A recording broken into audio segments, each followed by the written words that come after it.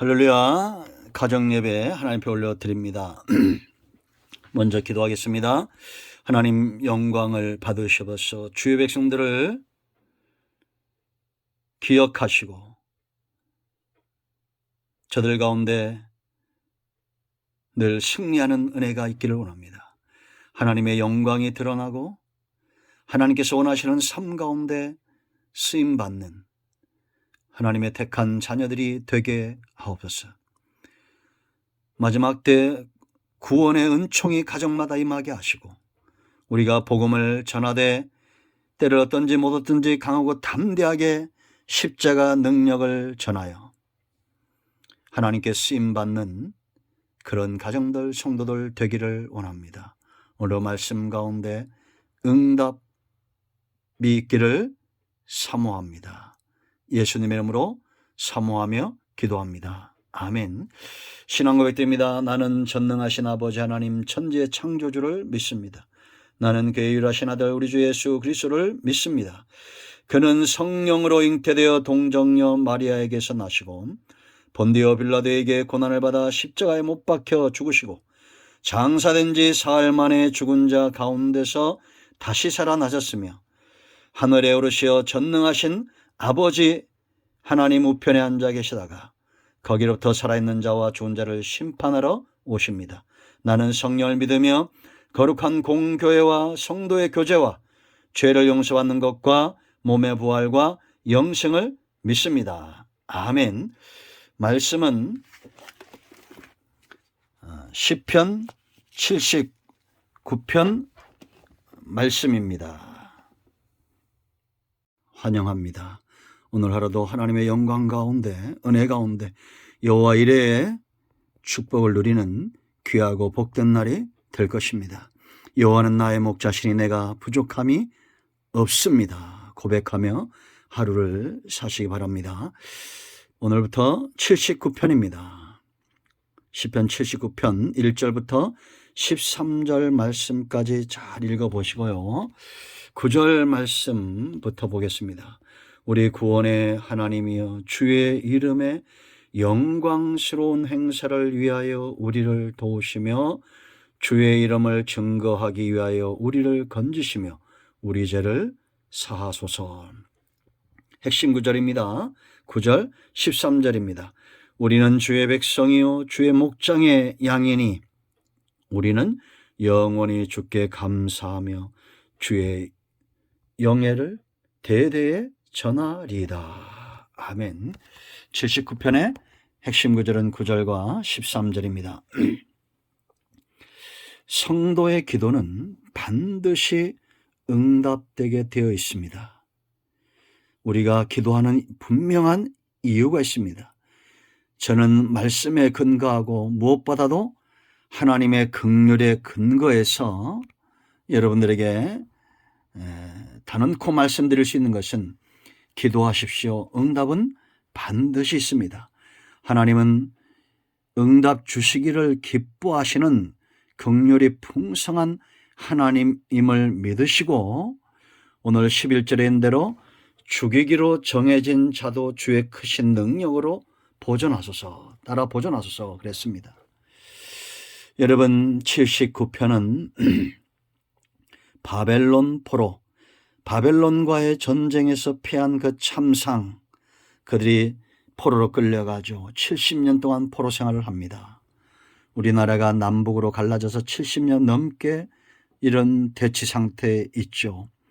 우리는 어느 때보다도 정신 차리고 깨어 있어야 됩니다.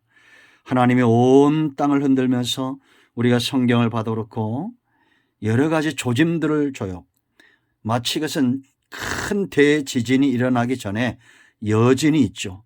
그런 것처럼 하나님이 여러 가지 사건과 사고들을 통해서 우리에게 경고하고 있는 것을 깨달아 알아야 됩니다. 이태원에 참사가 일어나고 세월호의 참사 그 상처가 아직도 여물지 않았는데 또 이런 사건이 엊그제 터졌습니다. 참 참담하고 마음이 아프죠. 이럴 때 성도들은 보는 것, 듣는 것, 느끼는 것이 달라야 됩니다.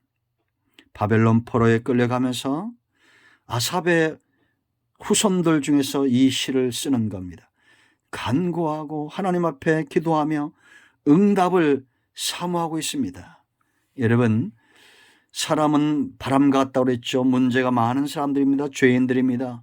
원수들도 있습니다. 문제가 있습니다. 그런데도 우리가 담대하게 하나님께 나아가 기도하면 하나님은 반드시 응답하실 수밖에 없습니다.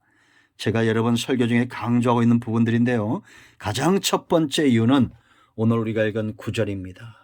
한 번 더 볼까요? 우리 구원의 하나님이여 주의 이름의 영광스러운 행사를 위하여 우리를 도우시며 주의 이름을 증거하기 위하여 우리를 건지시며 우리 죄를 사하소서.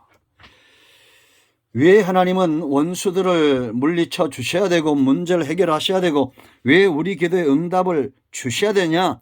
가장 중요한 이유는 하나님의 이름. 이 이름은 곧 영광스러운 이름이고 전능의 이름, 전지하신 이름이지 않습니까? 하나님의 이름을 위하여 응답해 달라는 겁니다. 원수들을 물리쳐 달라는 겁니다. 백성들이 비록 죄가 많아서 죽이기로 작정된 자라도 하나님은 응답을 하셔야 된다는 것입니다. 왜요? 하나님의 영광입니다. 지금 백성과 하나님은 하나입니다. 이 당시뿐만 아니라 지금도 있지요. 가장 큰 나라의 싸움은 중국과 미국의 싸움이 아닙니다. 하나님의 나라와 원수 마귀의 싸움이잖아요. 세상 나라들을 사용할 뿐입니다. 하나님도 자기 백성들을 세우시고 그 나라를 통해서 일하시고 악한 원수 마귀도 악한 자들의 나라와 그 권력을 사용하고 있다는 것을 알아야 됩니다. 우리가 이러한 것들을 드러내면 세상은 비난하겠죠. 그러나 여러분, 우리는 이 나라의 정권을 주목하는 것이 아니라 그들 뒤에 어떤 악한 영들이 역사하는가에 주목하고 있어야 됩니다. 단지 저 공산권만이 아닙니다. 온 나라가 지금 이단과 우상과 무당들이 판을 치고 있는 이 영적 싸움에서 우리가 이겨야 됩니다. 하나님은 반드시 이기실 거예요. 왜냐? 그 이름의 영광을 위함이고 또한 기도하는 자들이 하나님의 이름과 그 영광을 걱정하며 기도하는, 안타까워하는 하나님의 이름이 높아지기를 기도하는 자들이 있다는 겁니다. 그들의 기도는 반드시 응답되어지게 되어 있습니다. 성경의 믿음의 사람들은 그런 자들 아닙니까? 여러분, 단지 백성들의 전쟁이 아니에요. 그 시대는 나라와 나라 간의 전쟁을 신과 신의 전쟁으로 여겼습니다.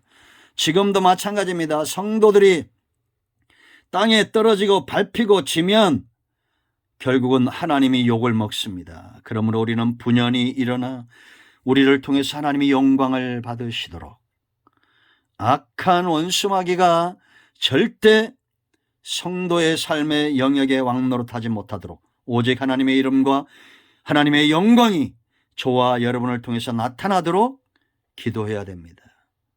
두 번째, 왜 하나님을 응답하셔야 되느냐? 주의 기업이고 주의 땅이라는 겁니다. 이 원수들이 지금 하나님의 땅을 침범한 거예요. 1절 보세요. 하나님의 이방 나라들이 주의 기업의 땅에 들어와서 주의 성전을 더럽히고 예루살렘이 돌무더기가 되게 하였나이다. 여러분, 이 나라 대통령도 이 나라 정치인들도 이 나라 국민들은 전부 대한민국을 걱정하는 자들이죠. 자신들의 땅이라고 생각하기 때문입니다. 성도들은 더 대한민국을 귀하게 여겨야 됩니다. 왜냐? 하나님의 땅입니다. 이 땅은 함부로 이방 나라들이 쳐들어올 수 없게끔 만들어 놔야 돼요.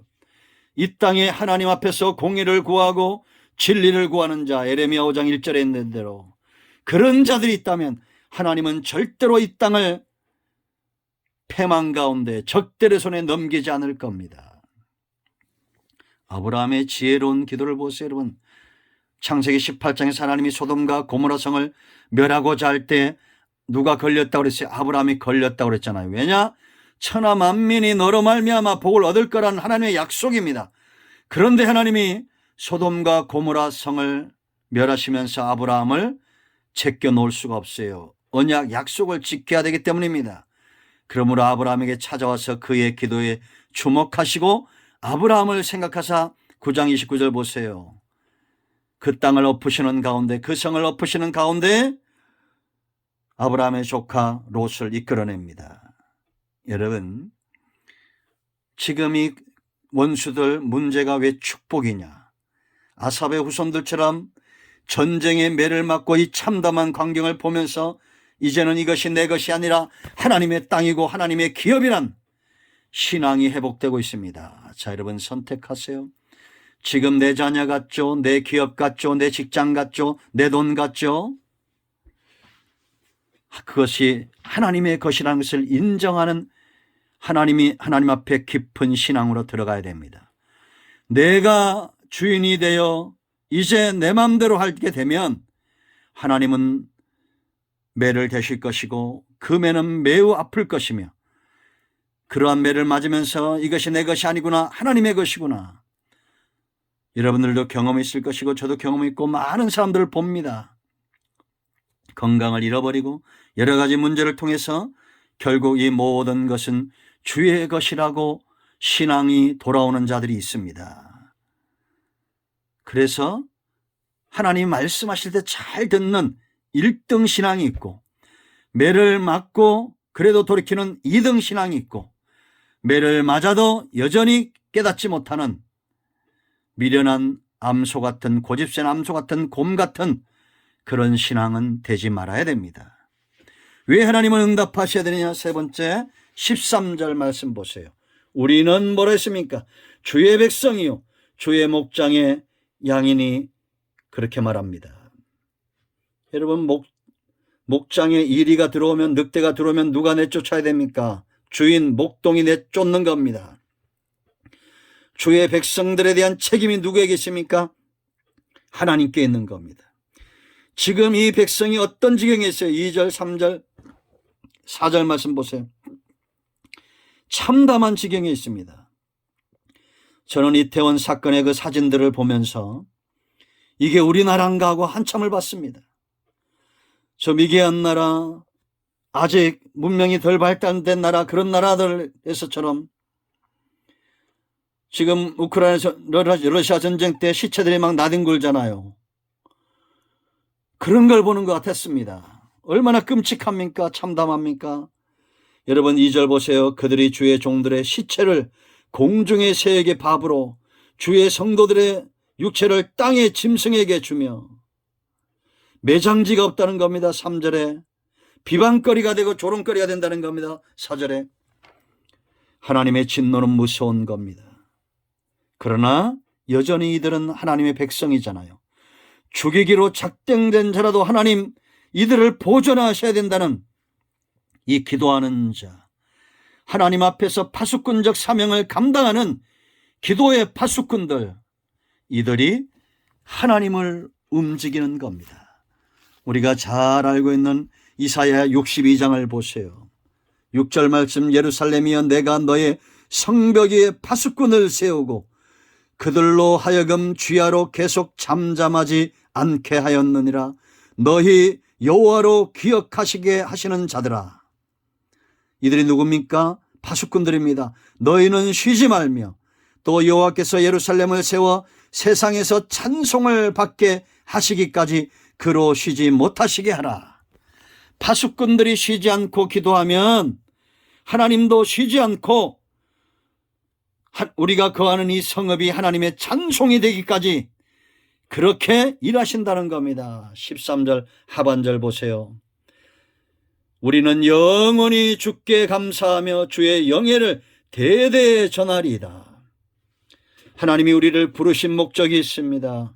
우리를 보존하시는 목적이 있어요. 하나님의 영광, 하나님의 찬송을 드러내도록, 하나님을 찬송하고 하나님의 영광을 드러내도록 주의 백성들을 세우시는 겁니다.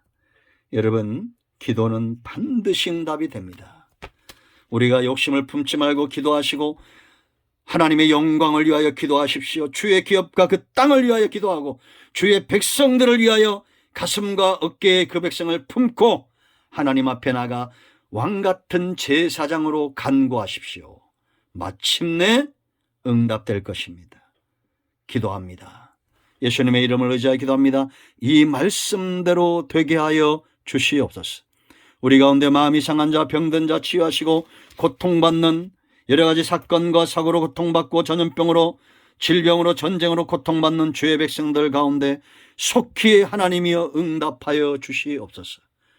하나님의 이름의 영광을 위하여 우리는 주의 백성이고 주의 목장의 양이오니 하나님 이 백성을 긍휼히 여겨주시고 우리 기도에 응답하여 주시기를 원합니다. 주변에 있는 열강들과 원수짓하는 모든 나라 가운데서 이 대한민국과 하나님 나라 백성들을 보존하여 주시옵소서. 우리는 하나님 앞에 죽기로 작정된 그 죽을 수밖에 없는 죄인이지만 하나님이여 크신 능력으로 이 나라와 하나님 나라 백성을 보존하여 주시옵소서. 예수님의 이름으로 사모하며 축복하며 기도합니다. 아멘. 할렐루야. 이 말씀을 여러분 가정 예배 때 그렇게 사용하셨으면 좋겠습니다. 아멘. 여러분 모두를 축복합니다. 아멘. 예, 이제 합심해서 기도하시고요.